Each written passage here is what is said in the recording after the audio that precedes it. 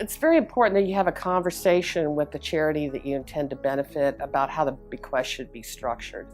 As elementary things as getting their name right, which is something that a lot of people make errors about, but also seeing that you have a meeting of the minds in terms of how the bequest should be used, but keeping in mind the fact that the charity needs some flexibility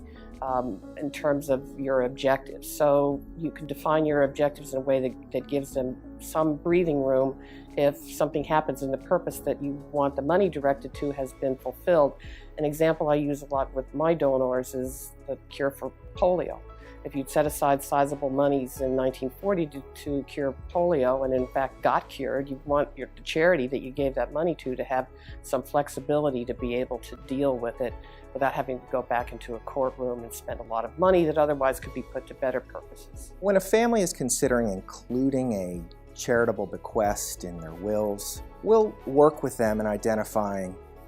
the amount of that gift, the nature of the assets that ought to be given. But one thing the family really needs to determine for itself is what their intention is once the gift is in the charity's hands. How do they want the charity to use that gift? And some families have very specific ideas about how the charity ought to apply that gift, and others are comfortable allowing the charity to really apply it for whatever purposes the charity determines is the best way to apply that gift. In general,